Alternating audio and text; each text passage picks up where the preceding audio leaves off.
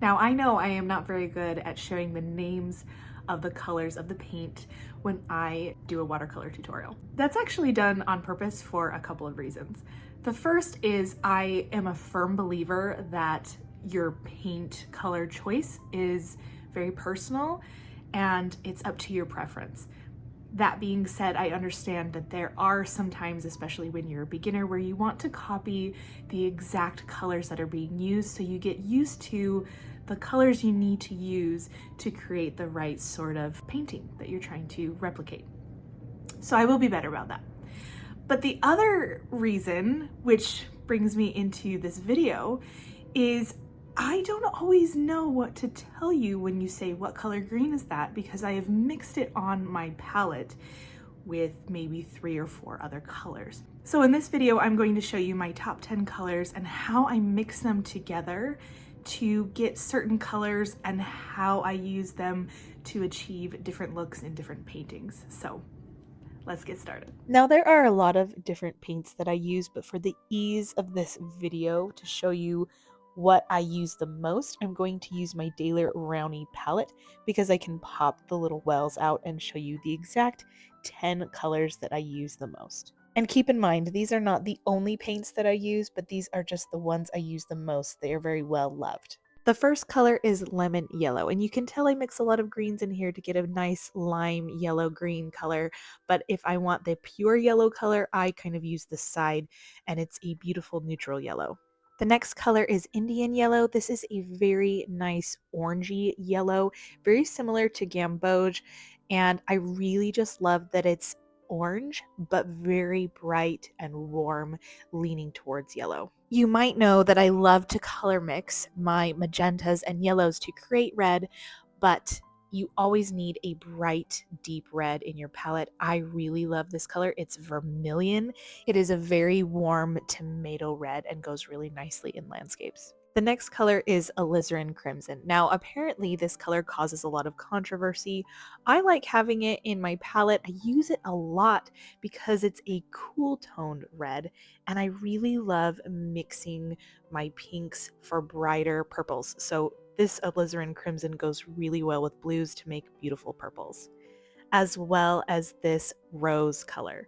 So rose is just really nice when you want that bright pop of pink, kind of like alizarin crimson, but it's not quite as intense in pigment. I love using this color in skies and also for flowers. The next color is yellow ochre, and I love this color because it is so versatile. You can put it in landscapes, you can use it for flowers, you can use it as a glaze on top of food, anything that needs a golden yellow touch. Now, I really love to mix my greens, but my favorite green is sap green. It is such a beautiful, warm yellow green. It goes perfectly with warm toned landscapes, which I obviously lean towards warm toned things. On the opposite side of that is olive green. Now, I feel like olive green is more of a cool toned green. So it's the perfect green to make like pine trees and add some indigo to do more of a cool toned forest landscape. The next color is cerulean. Now, this is my favorite blue for color mixing. It's the closest to kind of a cyan color that they use for printmaking, which makes clean color mixes. I use this for skies, water, anything that needs blue. Okay, indigo. I think I saved my favorite for last. I use indigo probably the most because it goes with everything. You need to bump up your greens, you need to add shadows. Indigo is almost always the answer. I love indigo. And if you watch my other tutorials, you probably already know that. So this is my must-have top 10 most used colors. Not to say I don't use other colors, but I use these the most. And I'm going to show you how I mix them together and what combinations I like to use them in and what I like to use them for. And at the end, I'll show you how I paint a landscape using all of my top 10 colors only. So this first set of color mixes, I am using lemon yellow. I am mixing it together with my sap green. Then I'm going in and adding sap green, and then I'm going in and adding indigo. This trio I use the most for greenery that has some bright areas, some light areas, and then you pump it up with that contrast with the indigo for the shadows. Another greenery combo I like to do is I like to use Indian yellow and sap green and then go in with the lemon yellow. This makes your greenery look like the sun is kind of hitting it and you're catching it with some yellow rays. That's where the orange comes in. Looks really nice. This next combo starts with Indian yellow. Sometimes I will put lemon yellow in its pure form down at the bottom first. Then I go in with my rose. Then I pump up the contrast with alizarin crimson. And then I'm adding cerulean at the top. So this is a lot of the times how I do my sky. I keep my yellows and my blues far away from each other so that I don't get a green sky. So sunrise, sunset in different forms, that color combination works beautifully. Now, if you do mix your lemon yellow or your Indian yellow with your cerulean, you will get green, which is beautiful. I use this color combo for oceans. Oh my gosh. And then you pop in that indigo. It is so, so beautiful. I love indigo. For the next combo, something I like to do with flowers or even fruit that is red is I like to start with a base of yellows and oranges. I am slowly getting to that point with the oranges and then the reds. That vermilion, oh my gosh, is just so punchy and bright. And then I'm taking some of my Indian yellow, mixing it with my lemon yellow to make the lemon yellow a little bit brighter and more of like a cad yellow, so that it's not quite as neon. And that is something I do a lot for fruit and flowers. And for this mixture, one of my favorite orange pinky colors is mixing yellow with rose. So a pale bright yellow with rose just makes this beautiful pinky orange color, and I love using that for tulips or other flowers with a pop of yellow ochre for a center. One of my favorite color combinations is orange and green, especially in landscapes. I feel like orange does a really great job of making it look like you have a highlight in the grass or in a tree, and then you can mix the two colors together and it looks seamless. It looks on purpose. You can have the colors separate and then have them mixed together, and then it looks like you knew exactly what you were doing. I think that's overall one of the most beautiful things about color mixing is that you can make the whole palette look very cohesive because you are mixing individual colors together and using those colors separately. Another great combo is alizarin crimson with indigo. Makes a beautiful dusty purple. And then you can go through and add cerulean for kind of a highlighted bright blue color. This is such a cool combo when you're doing fun fruits like grapes. And what if you wanted to create a darker color like brown? We'll start with a brownish color, golden, which is the yellow ochre. Add in some green, and then we're going to add green's complement, which is red. We're going to use the vermilion because it's a darker, warmer tone, just like that green. And now we have a beautiful brown that I would use for a tree trunk, and it's very cohesive feeling because it has that same green and golden color we're using in the leaves. And then if you want to take it another step further, make it black, then you add the indigo. And then if you want it to be a greenish brown gray color, add in some more Indian yellow for kind of a green mossy color. So you can get a lot of darker muted pigments this way as well. I thought it would be fun to put these colors in action and show you how I would paint a little landscape using all 10 colors and only those colors. I knew the sky was going to have to be very colorful to be able to include some of these colors in the overall landscape. So I started with cerulean at the top for the bright blue sky, and I'm imagining that it's a sunset. So I'm adding in my rose color for the bright pink cloud feeling, and then going in with some Indian yellow as the sun is setting. We're getting closer to the horizon line. That's where I'm going to put the Indian yellow. I'm also making sure to keep that Indian yellow far away from the blue because we don't want a green sky. As long as you're not mixing colors that don't look good together and you're kind of moving things around and trying to not overwork your sky, it will look good.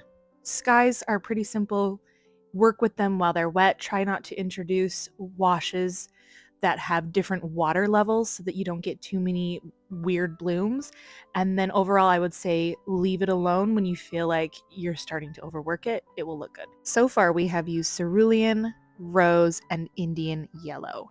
So the next color we're going to use is our bright yellow, mixing it together with some green that I already have on my palette. So I didn't mean to do that. But I do know that the only colors I've used for this whole tutorial in my butcher tray have been from these 10 colors. But I'm not sure what color I mixed it with. It was the green that was already there. And I just swiped a little bit of that kind of where the sun is hitting. And I'm imagining the sun is hitting there because that's where it's most orange in the sky. And then I'm going to continue to frame that with more of these greens. And I'm kind of using the olive green and the sap green interchangeably. Typically, when I'm doing a landscape, I use one or the other, depending if it's a warm green or a cool green feeling landscape. But since for this little challenge, I am using both, both are in here. But because they kind of mix together with all the yellows, it's all good. It's kind of the same thing. One of the other keys to landscapes, especially these simple, sketchy type landscapes, is having differences in values. So you can see I have light areas, I have middle kind of valued areas, and I have dark areas. I'm also making sure to work with everything while it's still wet. So I'm imagining that towards the bottom of my landscape, there's a field of flowers. So I've used yellow ochre for that center kind of field right there. And I've blended some of the alizarin crimson color up into it so that it looks like there are flowers in that field, but they're farther away, so they're a little bit more fuzzy. Now, the only two colors we haven't used yet are indigo and vermilion, but indigo is coming. Indigo, I love using indigo in landscapes. I especially love using it towards the edges and corners of my landscapes to kind of frame the landscape. I always think of it as like adding a vignette, which is so outdated, but I used to love the way that looked back in, 2008, but I'm old. So anyway, I mix indigo with my greens and yellows on my palette. That way it feels really cohesive and not just a big random blue blob. And then I use it to kind of create this shadowed area. So if you think about how you're placing the colors, I've got that really bright area on the left side because that's where the sun is hitting. But if you have an area where the sun is hitting, then there's going to be maybe a little hill, and that hill or that grassy, bushy area is in shadow. And that's what the indigo is kind of representing. And then as you get to the field with the flowers, it's a little bit more golden. It's hitting the light still as it's coming that direction. And the flowers are getting closer and bigger to you. So we have a little bit more definition in the flowers. And then you can go in with straight indigo into those greenish indigo spots and create more depth. And then I did some on the right side as well to create some balance. I also ended up using vermilion for the flowers that are a little bit closer to us, which I like the juxtaposition of the vermilion, more warm flowers being what is closer to us because those are the colors that are going to be brighter and warmer. And then the alizarin crimson flowers are the ones that are farther away and blended out because as colors go through atmosphere, and your perspective is shifted, they are going to be cooler toned. So, kind of a cool juxtaposition that I loved experimenting with because I had the challenge of using both in this landscape. And then I'm just filling in some of the gaps so there's not too much white space with some of the greenery. And then we're going to continue to frame out the edge. So I thought it would be fun to bring in some yellow ochre on the corner and let that bleed into the indigo area as well, and then swipe it over on the right side to kind of finish out the frame. Now that the flowers are drying, I've actually mixed some of the alizarin crimson and the vermilion together to get a really nice, highly pigmented, deep red color to dot in amongst where some of those blended out red blobs are, Now we can get some more defining features in the flowers to finish off the landscape. And then this is where I watch back and laugh at myself, because this is what I call the fiddling stage, where I feel like it's not totally finished, and so I kind of fiddle around with adding colors. And I'm right. The fiddling makes it look good, but it's always just kind of funny to look back and watch me, add little bits here and there. It's usually the lighter, bright colors I'm trying to fit in and blend into the darker colors, because it, looks odd in some areas. And then I'm also doing the little centers of the flower with some Indian yellow.